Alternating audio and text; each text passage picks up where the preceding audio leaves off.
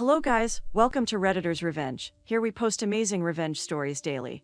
And if you want more content like this, please do subscribe to the channel and stay tuned with us. Moving on to today's first story, which is about a young girl's life, and how she exacted revenge on her nasty boss while saving the life of a female coworker. Now story.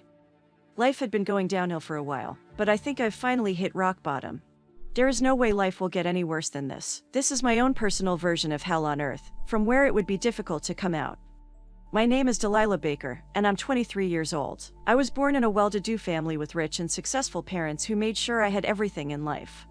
To sum it up, I had the perfect existence. I spent my childhood at an idyllic mansion with a pool and a tennis court in the backyard, and nanas to cater to my every whim.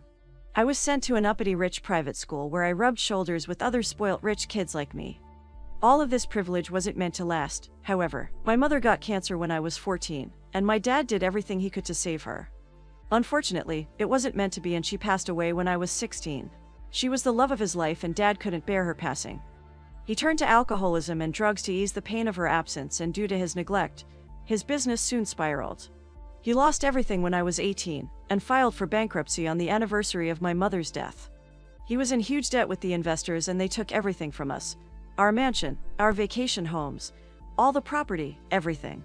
It still wasn't enough to pay back all the money he owned.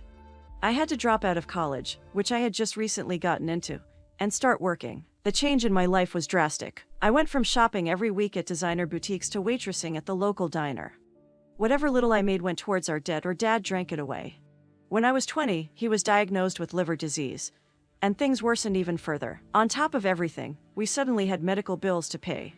The only saving grace amidst everything was my new boyfriend. Sure, I had had boyfriends before, but they had mostly been rich guys from my social circle.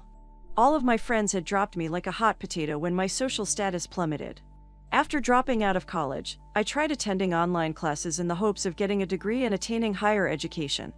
In between jobs, I used to sneak into a local cafe to use their free Wi-Fi and complete my deadlines. That's where I met Brad. He had seemed like a nice guy. He went to the local community college and was majoring in screenwriting. We had hit it off right away. He was kind and attentive, and always made time for me, listening to me vex and rant about my problems. Some days, when things were terrible, he was all that got me through life. When I turned 22, the doctors told us the bad news. My dad only had a few months left to live. A liver transplant could save his life, but where were we to find the money for that? I spent the next few months wallowing in misery, my concentration split between my dad, work, and online classes. Brad, who had been great up to now, grew cold and distant. I admit it might have partly been my fault for neglecting him. But he knew when we started a relationship that I had very little time to devote to him. However, I planned on winning him back and restoring our earlier dynamic once I finished the semester. And then came the next tragedy. I got home one day, excited to tell my dad that I had gotten an A+ on my last paper. I was happy that all my hard work and tiring schedule had paid off a little. But my happiness soon turned to shock when I opened the front door to complete silence. I called for him but no one responded. I went into the living room and kitchen. The TV, which was usually on and blaring football, was dark and there were no dishes in the sink.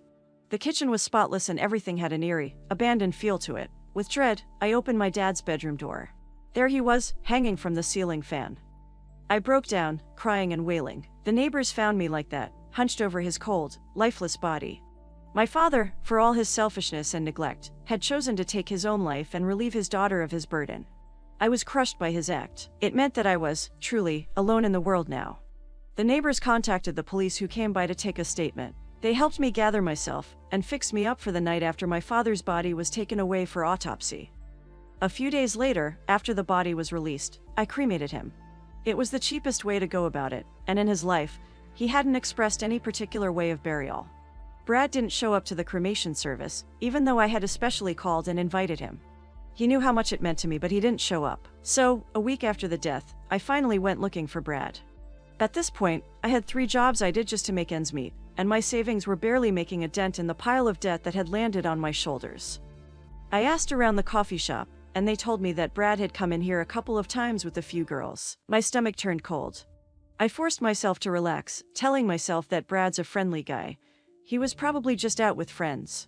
I try his home next and am shocked to find a pink bike parked outside. I rang the doorbell, and a girl opened it. Yes, she asked me.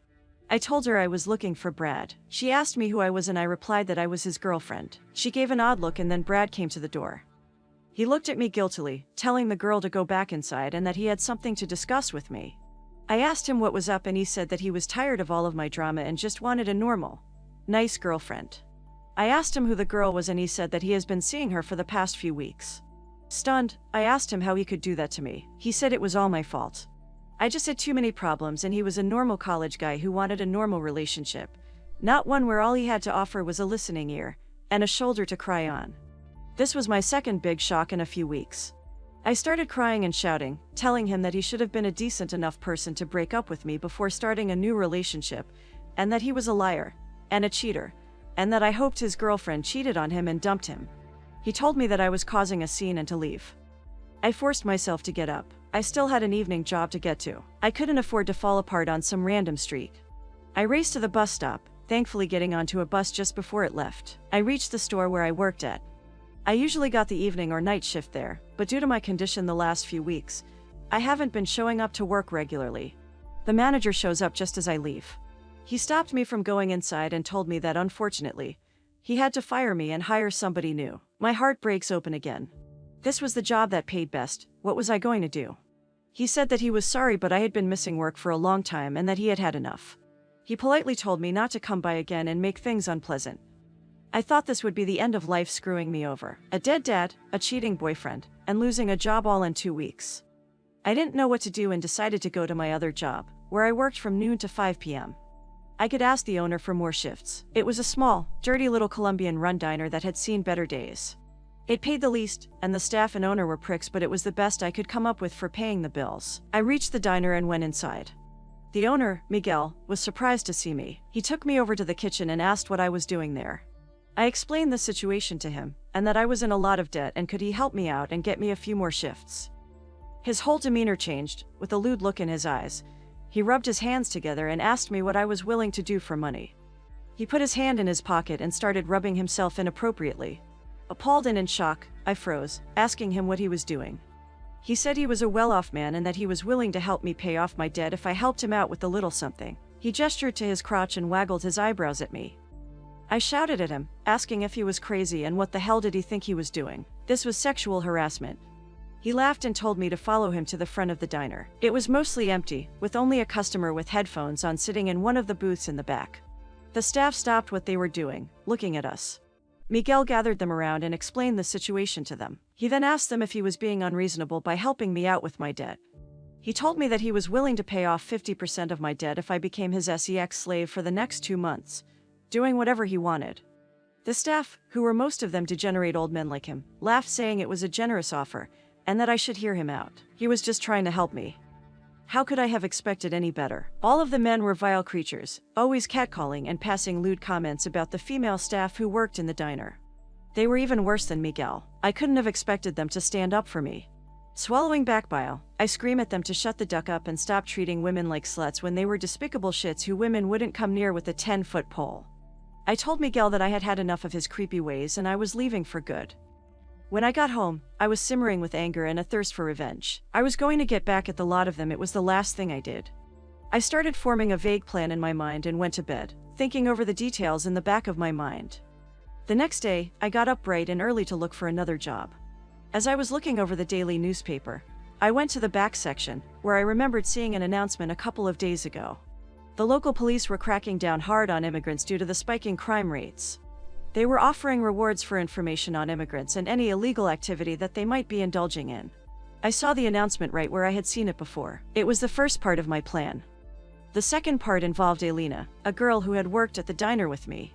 She was a beautiful girl and often got catcalled and objectified by the men in the diner. Truth was, the owner, Miguel, was reputed to be here illegally, and there had always been rumors going around that most of the staff were here illegally too. One of the previous workers had also told me that they lived in a building out back that housed more immigrants. I called Elena and told her my plan. I asked her to go through the paperwork in the office and take pictures. If my guess was true, none of the men would have social security numbers and the employment was happening under the table. I also asked her to take pictures of anything else that looked suspicious. The next day, I went back to Miguel's diner and made my way out back. A member of the staff hooted and hollered as I made my way back there, but I ignored him. There were bigger fish to fry. One out back, I entered the building where the other immigrants lived. I put my phone in my pocket and started recording. I knocked on a few doors. I asked for Miguel at all of them, even though I knew he wasn't there. I made sure to record faces and asked for names. Once I had met about 20 or so people, I decided to get out of there. On the way out, I came into Miguel. He asked me what I was doing. Panicking, I told him that I had decided to consider his offer, and that I was looking for him to discuss that. He told me to come inside, but I declined, saying that I would be back tomorrow morning. I slipped away and texted Elena. She had been successful as well, taking pictures of all sorts of incriminating paperwork and some drugs in little baggies that had been on Miguel's desk. Satisfied, I then went to the police and told them everything that I had found out. I said that they had been living here for a while, but I had just recently found out that they weren't here legally. I handed over the evidence to the police, who promised me to show up the next day. The next day I brought a taser and went to see Miguel one last time. I acted all flirtatious, winking at Elena when no one was looking, to show that everything was going according to plan. I told Miguel that we could discuss the details of his proposal in his office. He acted all gentlemanly, ushering me into his office. Once there, he told me that I had done the right thing. I told him that I was ready to prove my skills, and if he was up for a demo, I would be more than happy to give one. He dropped his trousers and I tasered him straight in the balls. He bent over, howling, and I informed him that he was a sleazy bastard who was going to get what was coming to him. I then told him about what I had done, telling him that I had taken pictures of all the documents and knew what was happening in the building behind us too. I was careful to keep Elena's name out of it. Lastly, I told him that the police were going to show up soon and arrest all of his loser friends, and the people hiding out back. As I told him, I heard the sirens wailing. He tried to run for it but was too late. The police had us surrounded. The police arrested all of them and assured me that after the proper procedure, they were going to spend most of the illegal immigrants back in Colombia. Miguel and his mates, however, were going to go to prison for running an illegal business and dealing drugs. They also told me that I was entitled to a reward for helping make the city crime-free. The reward I got was enough to pay rent for a couple more months, but the far greater satisfaction was knowing that I had gotten my revenge. Now, here is the end of our today's first story. I hope you enjoyed it. In my opinion, the manager and all the co-workers are monsters, and they deserve what they got. I am glad OP and her co-worker is safe from these monsters. Guys, let me know what's your opinion about them. So before moving to the next story, please hit the like button and do subscribe to the channel to stay tuned with us for more awesome stories. Now, moving to our second story, in which a man trespassed on OP's property, threatened her, and called the sheriff on her, but he ended up getting fined heavily. Now story. I own some rural undeveloped acreage that we plan to build on someday. In the meantime, we would camp or drive out and spend the day target shooting. The property is well posted with no trespassing and no hunting signs. The main access is gated with an 8-foot metal gate. There are burns, ditches, jersey barriers, and logs at any point along the 10-mile stretch of road where anyone would even consider accessing the property. The neighboring properties have all done the same, so there is no easy access on a 30-mile length. Even with all that, people still cut the logs, move the barriers, and fill in the ditches to access the property on their quads and dirt bikes. Last weekend, a couple of friends and I decided to go out there and do some short-range target shooting, maybe 25 yards. We are maybe 2 miles in the woods, and suddenly a guy and his 810-year-old son come up behind us on dirt bikes, and the dude goes off, yelling at us about shooting and endangering his young child. Remember, we are shooting short-range targets we have set up against a hillside, so no errant bullets whizzing around, and it's my property that is posted. I try to explain he is trespassing when he says, "Witch, shut up and let the men handle this." My male friend says it's her property, you need to talk to her. So once again I try to explain to him he is trespassing. He tells me to fuck off and says he is calling the sheriff because we are shooting and we need to stop what we are doing and follow him out to the road to meet the sheriff because the property is gated. No shit, a hole, I gated it. I said we would not leave but go ahead and call. So he walked away and called. While he did that, I also called and told the sheriff's department the gate was unlocked and they could drive in, or if they wanted, call me when they get close. They said it would be about an hour and they would come to the site. Now we had probably a dozen rounds already loaded in 3 handguns, so we figured what the duck. Told the dad we were going to target shoot. And of course, he flipped his and called the sheriff again. We fired them and then made sure all the guns were on the table open so the sheriff could see they were empty, and sat there talking amongst ourselves while a hole stood with his son. The sheriff shows up, and the guy explains how he and his son ride there all the time. Describes how he cut some logs and used a small cabocha to make an entrance so they could get in. Shows what direction he came from when he rode up and discovered those dangerous shooters. The officer just lets him talk and writes it all down. Then he comes over to us and I show him my ID and my phone where I have pulled up the tax records to show I am the owner. And this fine gentleman does not have my permission to be on the property. The officer goes back over to the man to get some more information for his report and asks if those are the dirt bikes they were riding. Guy proudly says yes. Then the officer asks where the helmets are. The guy says he doesn't need them on private property. Officer asks if the bike registrations are current. Again, guy says they don't need to be on private property. So the officer asks who owns the property, and that's when the guy realizes things are not going his way. So far his whole tax has cost him a ticket for no helmet and a double amount ticket for the kid not wearing one, 2 tickets for unregistered bikes, 2 trespassing charges, a vandalism charge for the work he bragged about to access the property, and he had to push both bikes the 2 miles out to the road, then walk another 3 miles to his truck. Plus whatever the cost is to repair the damage he did making the access and damages for the trail system he created. If he hadn't been an asshole, I would have just told him he couldn't ride there and blocked his access. As for our illegal shooting, the sheriff complimented me on my grouping, which was nice lol. Now, here is the end of our second story. I hope you enjoyed it. I don't get how these idiots can stand on someone else's property and then call the cops to have them arrested for no apparent reasons.